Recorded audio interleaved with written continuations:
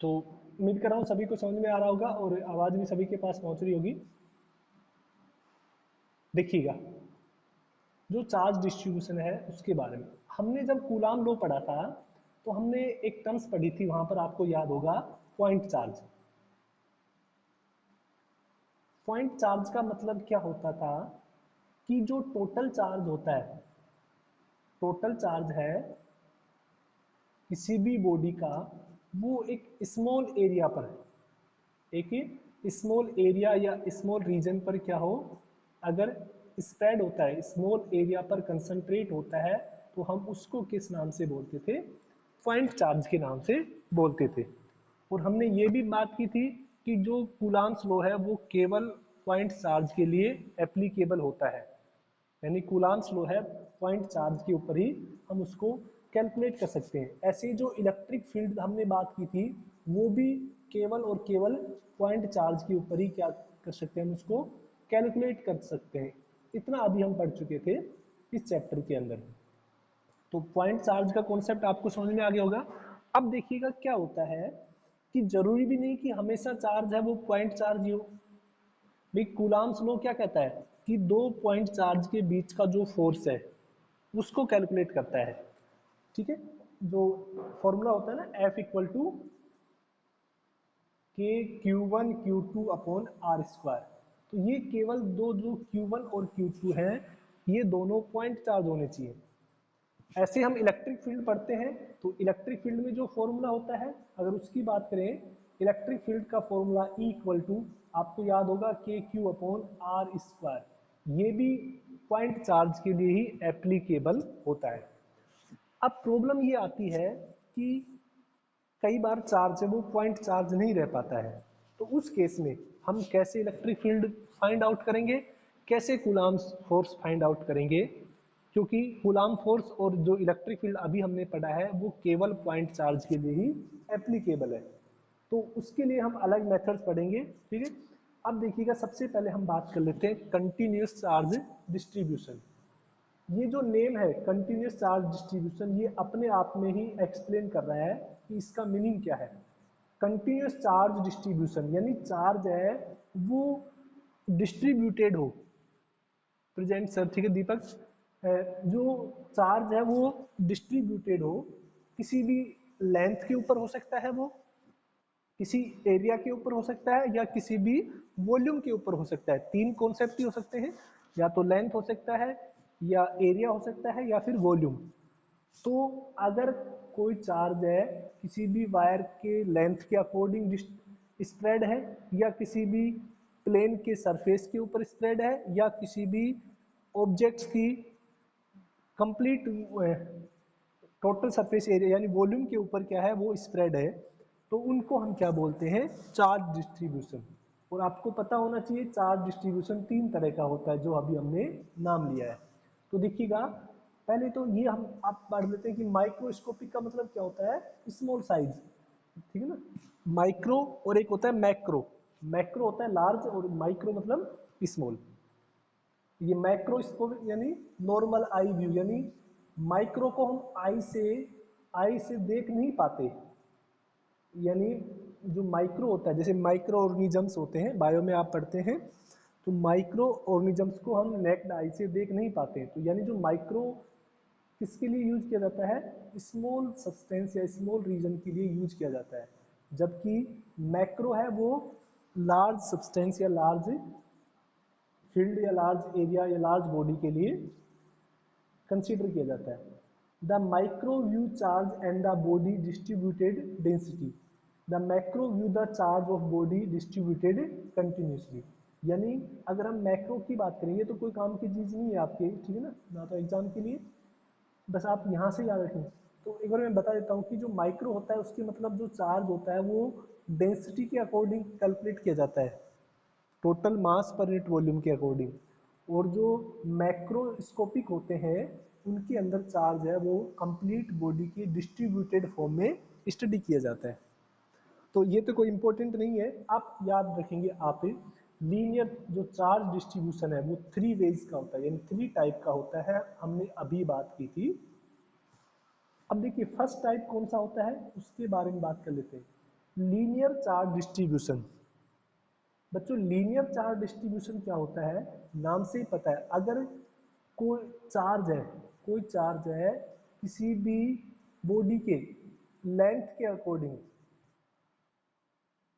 Length के according spread होता है, तो उसको हम बोलेंगे लीनियर चार्ज डिस्ट्रीब्यूशन। जैसे कोई वायर है आपके पास, कोई वायर है आपके पास, उस वायर के ऊपर चार्ज फैला हुआ है, तो हम उसको क्या बोलेंगे, लीनियर चार्ज डेंसिटी। और लीनियर चार्ज डेंसिटी को हम बच्चों लैम्डा से लिखते हैं, ये भी ध्यान रखना है आपको कि लीनियर चार्ज डेंसिटी को किससे लिखते हैं हम, लैम्डा से। ये एक सिंबल होता है, ग्रीक वर्ड होता है। अब देखिएगा सेकंड है सरफेस चार्ज डिस्ट्रीब्यूशन।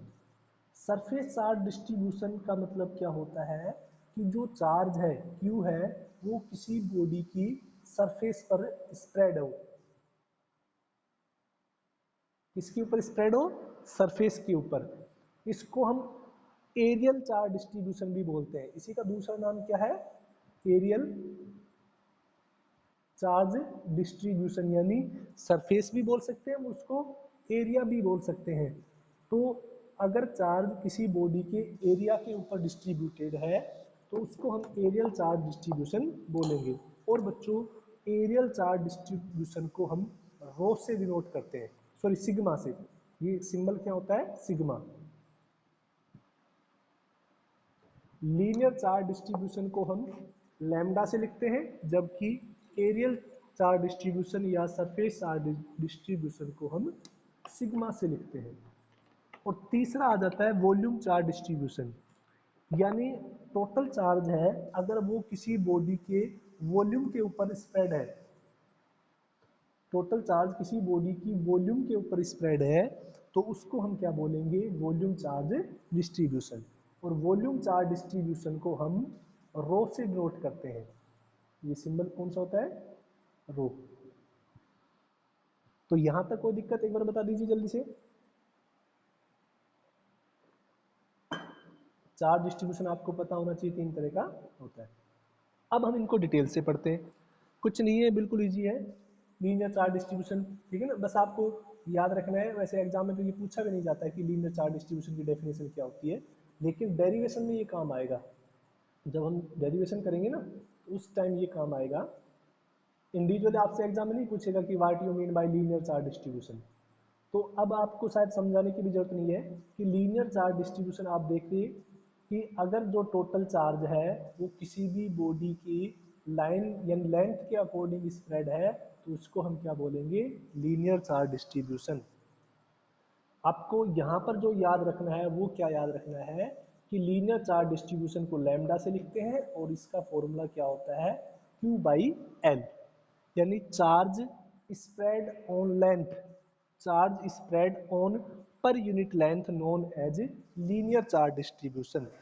अगर हम इसकी यूनिट की बात करें बच्चों, तो यूनिट तो आप इजीली निकाल सकते हैं। चार्ज की यूनिट क्या होती है, कूलाम होती है, और लेंथ की यूनिट क्या होती है, मीटर होती है। तो कूलाम पर मीटर ये किसकी यूनिट होती है, लीनियर चार्ज डिस्ट्रीब्यूशन की। यानी अगर चार्ज किसी भी बॉडी की लेंथ के ऊपर स्प्रेड है तो उसको हम क्या बोलेंगे, लीनियर चार्ज डिस्ट्रीब्यूशन, Q/L, यानी जो लैम्डा इक्वल टू Q/L, और इसकी यूनिट कूलाम पर मीटर।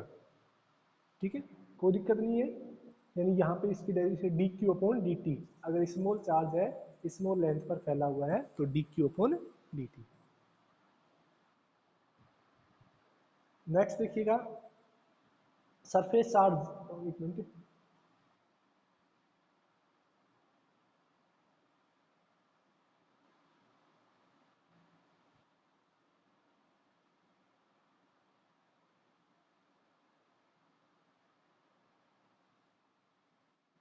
अब देखिएगा इसमें दे रखा है कि force on linear charge distribution, ये थोड़ी दे रखी है तो इसको मैं चलो बता देता हूँ कि डी क्यू और डी नोट के भी हमने कूलाम्स लॉ से इसको लिख सकते हैं यहाँ पर कि ये कूलाम फॉर्मूला हो गया के Q1 Q2/R²। यानी यहाँ पर एक स्मॉल हमने डी और लेंथ पे हमने कंसिडर कर लिया कि lambda D L Q note, यानी जो क्यू है वो कितना हो गया भाई, अभी हमने लिखा lambda equal to d q upon d l. तो यहाँ से डी क्यू कितना हो गया, लैम्डा इंटू डी एल हो गया। यानी इस डी क्यू की वैल्यू को यहाँ पे रख लेते हैं, कोई भी मान के यहाँ पे रख दिया हमने, ये आ जाता है इसका लीनियर चार्ज डिस्ट्रीब्यूशन। कोई जरूरी नहीं है इसको याद रखना आपको, ठीक है, कोई काम का नहीं है ये वाला, ठीक है, बस थोड़ा सा पता होना चाहिए।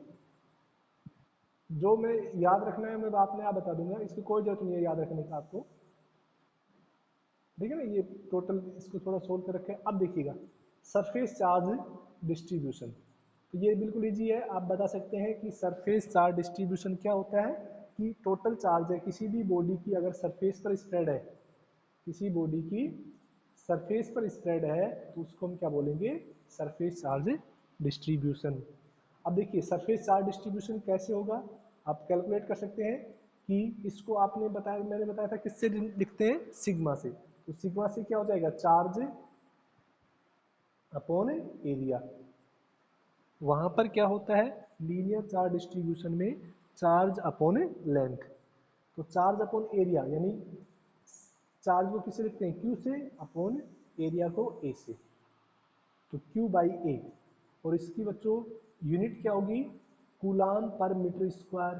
मतलब ये एरिया की यूनिट क्या होती है, मीटर स्क्वायर होती है ना, तो कूलाम पर मीटर स्क्वायर इसकी यूनिट हो जाएगी।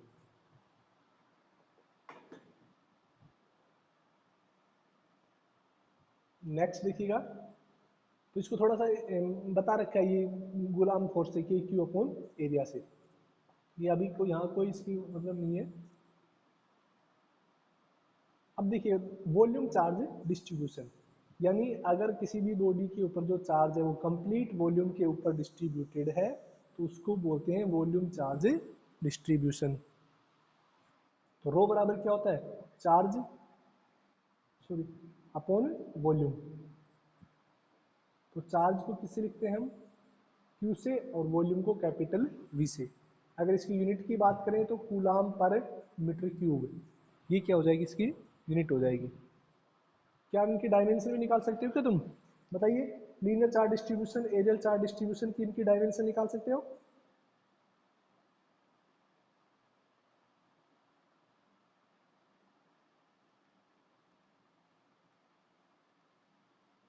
मैं पूछ रहा हूँ, निकालनी नहीं है, बस आप मुझे इतना बता दीजिए यहाँ से हम निकाल सकते हैं।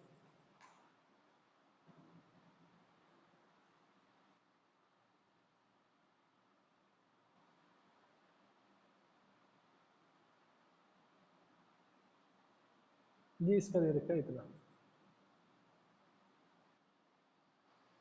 यानी k upon d v upon r square. ये था आपका वॉल्यूम चार्ज डिस्ट्रीब्यूशन। तो एक बार माइक ऑन करके बता दीजिए चार्ज डिस्ट्रीब्यूशन में किसी को दिक्कत। हमने तीन तरह का चार्ज डिस्ट्रीब्यूशन पढ़ा है। पहला charge distribution lambda, charge on per unit length, इसकी यूनिट होती है कूलाम पर मीटर। दूसरा areal charge distribution, charge on area, इसकी यूनिट होती है कूलाम पर मीटर स्क्वायर। और तीसरा हमने पढ़ा है volume charge distribution, coulomb upon volume पर मीटर क्यूब। बताइए जल्दी से, कोई दिक्कत इनमें, ठीक है। मतलब ये अभी काम आएंगे आगे, इसीलिए हमने अभी पढ़ा है। जो नेक्स्ट पार्ट आएगा ना इसका, जब चार्ज है वो किसी रीजन पे स्प्रेड होगा या किसी भी एरिया पे स्प्रेड होगा उस केस में, तो हम उसको स्टार्ट करेंगे। ये फर्स्ट लगभग आधा चैप्टर आपका हो चुका है, पहला जो चैप्टर है ये लगभग आधा हो चुका है। जो सेकंड पार्ट के नोट्स हैं वो आज आपको ग्रुप के अंदर अपलोड हो जाएंगे, ठीक है ना, सुन पा रहे सभी। और उनको लिखना है। तो एक बार वापस से किसी भी शुरू से जो हमने स्टार्ट किया है, चाहे वो इलेक्ट्रोस्टैटिक से स्टार्ट किया हो, तो इलेक्ट्रोस्टैटिक से जो हमने स्टार्ट किया है अगर उसकी बात करें तो किसी को दिक्कत है कि इस वाले टॉपिक में, इस इलेक्ट्रोस्टैटिक्स वाले में, ठीक है। एक मिनट में देखता हूँ सिलेबस के, एक बार थोड़ा सा सिलेबस डिस्कस कर लेते हैं, अगर सिलेबस है तो मेरे पास, मैं देखता हूँ एक बार, रुकिएगा।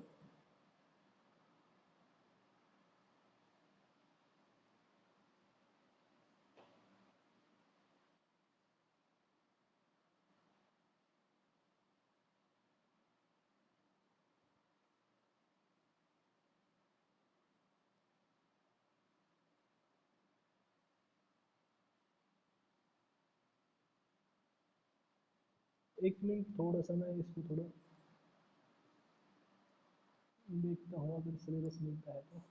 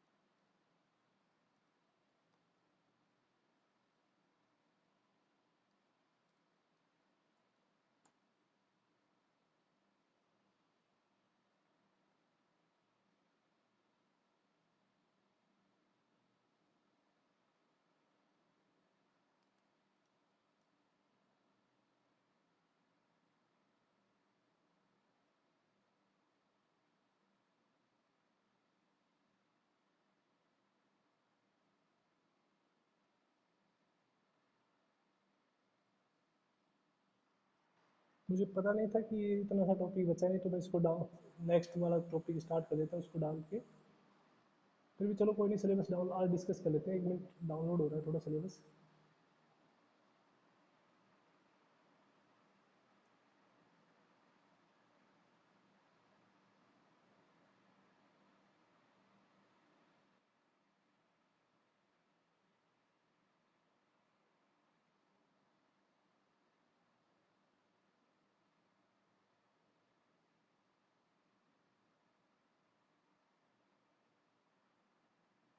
देखिएगा, अब मैं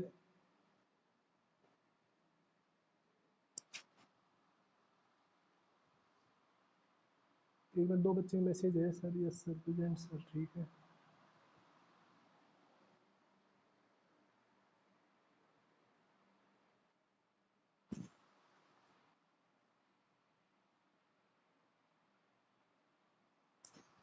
एक बार दिख रहा है सभी को, बताइए। मैं इसको थोड़ा सा एक बार जूम और कर देता हूँ थोड़ा सा, फिर देखते हैं।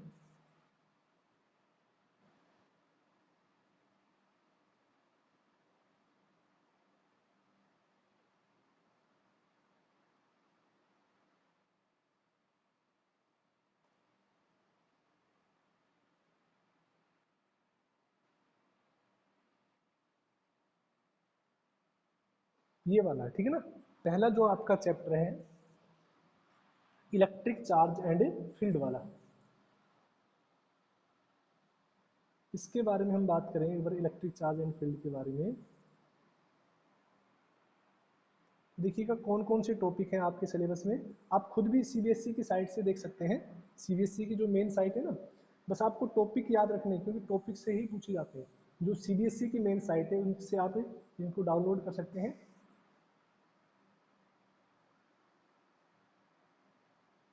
एक मिनट, ये थोड़ा,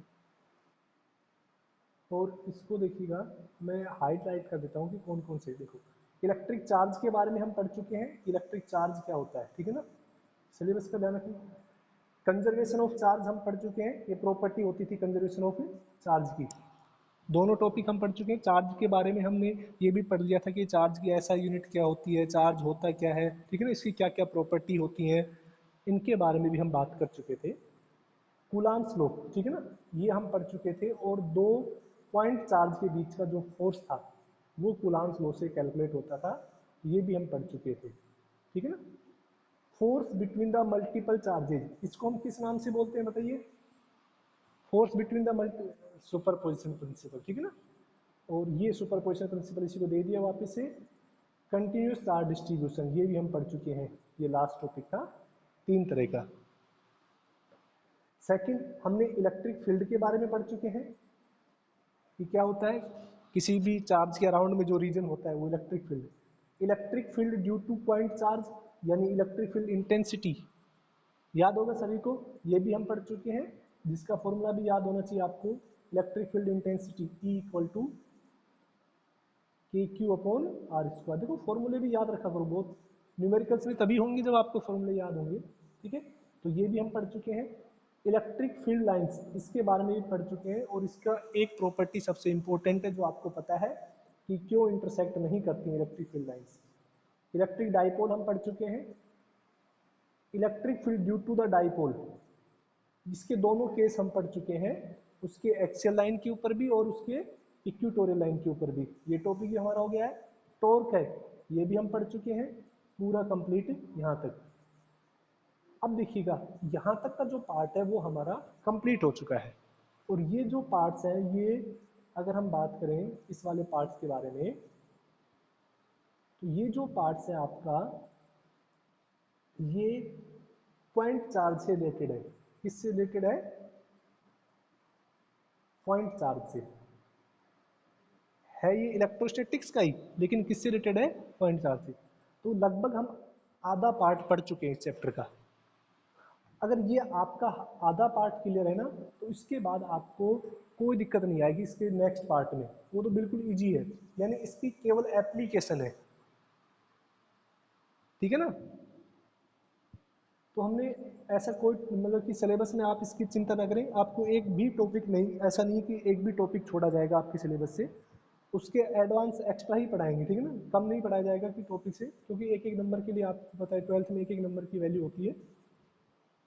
तो ये थोड़ा सा कि आप सिलेबस, और मैं मानता हूँ कि आप थोड़ा सिलेबस का भी एक प्रिंट आउट अपने पास रखें कि कौन कौन, हाँ ये हो सकता है कि कई बार कोई टॉपिक पहले पढ़ा दिया, कोई टॉपिक बाद में हो गया, ठीक है। जैसे यहाँ पे इसका कंटिन्यूस चार्ज डिस्ट्रीब्यूशन है, ये बहुत पहले दे रखा है लेकिन हमने बाद में पढ़ा है, तो ये आगे पीछे हो सकते हैं, अदरवाइज वो क्या रहेगा, कंप्लीट कराया जाएगा। तो एक सिलेबस का आप खुद भी रखें थोड़ा सा, कि पता लगे कि आपको क्या क्या टॉपिक पढ़ने हैं, क्या क्या नहीं पढ़ने। बुक में, आपकी बुक में कई टॉपिक एक्स्ट्रा हैं, ये देखना आप कंप्लीट बुक में बहुत से टॉपिक आपके पास अलग से मिलेंगे, हमें केवल सिलेबस के हिसाब से ही पढ़ना है। आपकी बुक के अंदर तो जो लास्ट चैप्टर है वो सिलेबस में नहीं है इस बार, तो हमें केवल सिलेबस के अकॉर्डिंग पढ़ना है।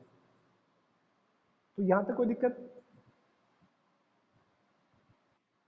बुक किस किसके पास है, एक बार ये मुझे बताइए कि बुक में, एक बार एक ही बच्चे का नाम बोल रहा हूँ, तो मुझे बताएंगे ईमानदारी से उनके पास बुक है या नहीं, ठीक है। मैं, कौन कौन है ऑनलाइन? देखो यहाँ पे अंजलि गुप्ता, आपके पास बुक है? अंजलि गुप्ता,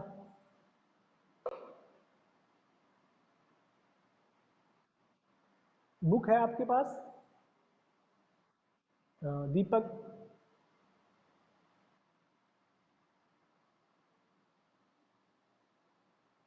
दीपक के पास बुक है क्या? तो बुक परचेज करो जल्दी से जल्दी, मार्केट में खूब अवेलेबल है इस टाइम बुक। धीरज मिश्रा आपके पास? हाँ, मार्केट में मिल जाएगी। एनसीईआरटी के नाम से लेके आना, सीधे आरबीएससी की मत लेके आना, वो आरबीएससी में भी इस बार एनसीईआरटी लगा दी। इसके बाद धीरज मिश्रा आपके पास है बुक? गुंजन,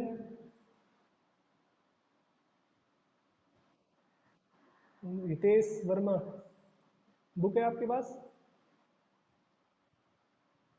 अ, इसके बाद हितेश की जगप्रीत बता रही है उसके पास। जतिन आपके पास बुक है? मंजिल, मंजिल, रितेश, ठीक है। याना, याना बुक है तुम्हारे पास? और ये नवीन यादव, ये कौन है भाई? नवीन यादव,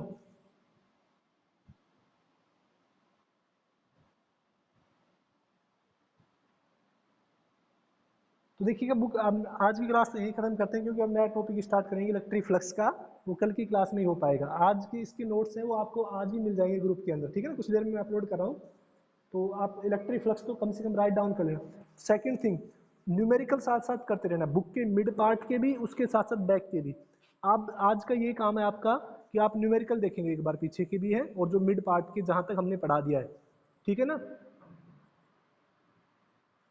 सुन, क्योंकि देखो आपके एग्जाम में बुक से बाहर न्यूमेरिकल नहीं आएगा, और बुक में आपको बहुत अच्छे लेवल के न्यूमेरिकल मिल जाएंगे। तो मैं उम्मीद करता हूँ सभी बच्चे करके देखेंगे, और कल शायद मैं आपसे मतलब स्क्रीन ऑन करा के मैं देख भी सकता हूँ किस किस बच्चे ने कितना लिखा हुआ है, कितने न्यूमेरिकल किए हुए हैं। तो अपना प्रॉपर तैयार रखें कल के लिए। सुन गए? हाँ, चलो आज के लिए यहीं ख़त्म करते हैं। हाँ।